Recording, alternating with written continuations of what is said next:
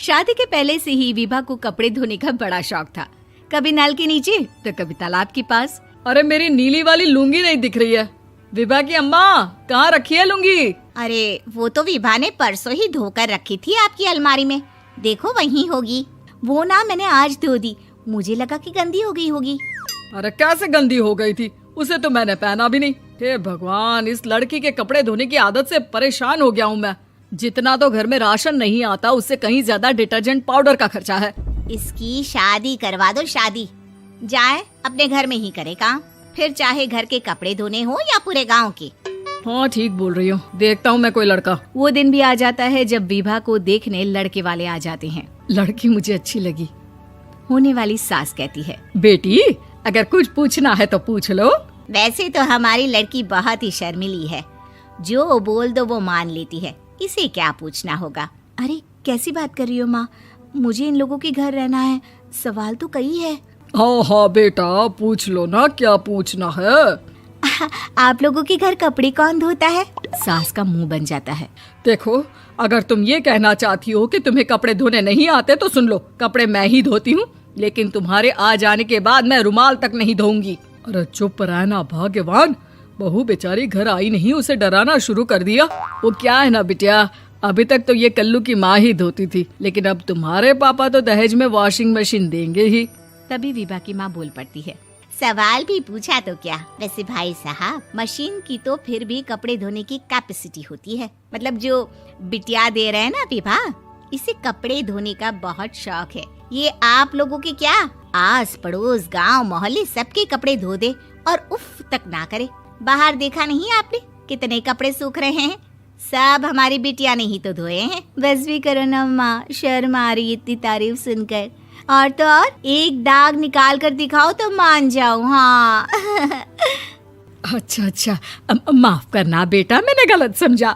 हमें तो रिश्ता बहुत पसंद है। और ऐसे जुड़ जाता है रिश्ता कपड़े धोने का शौक रखने वाली विभा का। उसकी शादी हो जाती है कोयला फैक्ट्री में काम करने वाले कल्लू के साथ। शादी के बाद अचानक विभा चिल्लाती हुई सास के पास आती है। सासू माँ, अरे सासू माँ कहाँ है आप?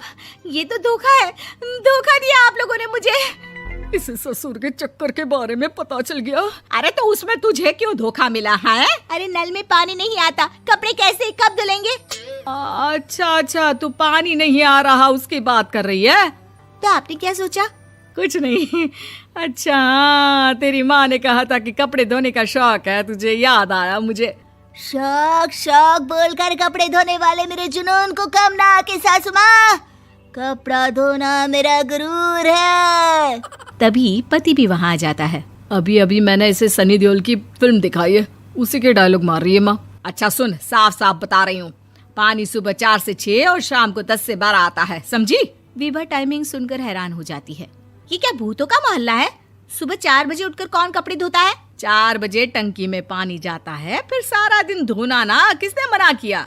अरे कैसी बात कर रही हैं? 200 लीटर की टंकी में कितने कपड़े धो लूंगी मैं? सुबह ही उठ जाऊंगी मैं। अब क्या था, विभा सुबह 4 से लेकर रात के 12 बजे तक कपड़े ही धोती रहती। एक रोज सास पड़ोस से निकलकर कहीं जा रही होती है कि साथ वाली कहती है, हाँ कल्लू की माँ, जरा ये बताओ कि 2 साड़ी है, 2 ब्लाउज और एक पेटीकोट और एक नाड़े वाला लंबा कच्छा।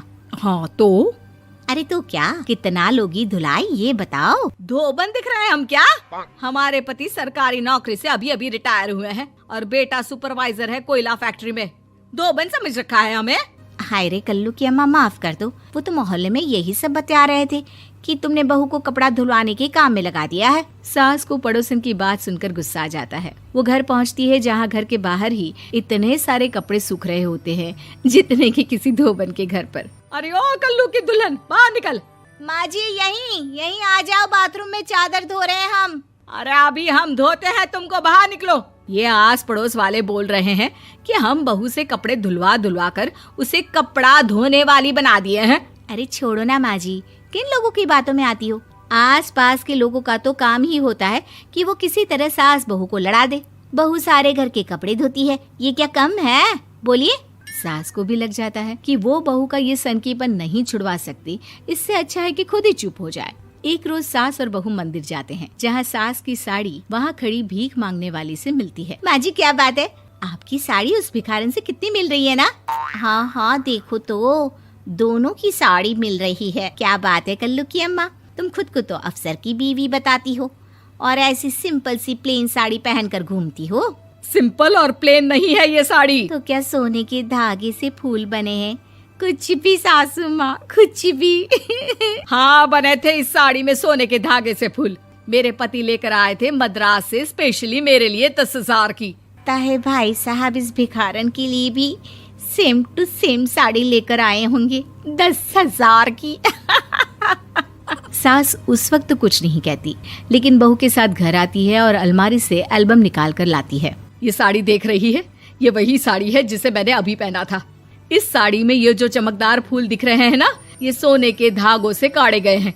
लेकिन तू लोकल वॉशिंग मशीन ब्रश से घिस घिस कर सारे फूलों को निकाल कर साड़ी प्लेन कर दी। मुझे माफ कर दीजिए सासू माँ। और तो और, जब मैंने तुझे तेरी गलती के लिए कुछ नहीं कहा, लेकिन तूने तो सबके सामने मेरा मजाक ही बना दिया। क्यों? बहू को समझ में आ जाता है कि अब से उसका कपड़े धोना बंद।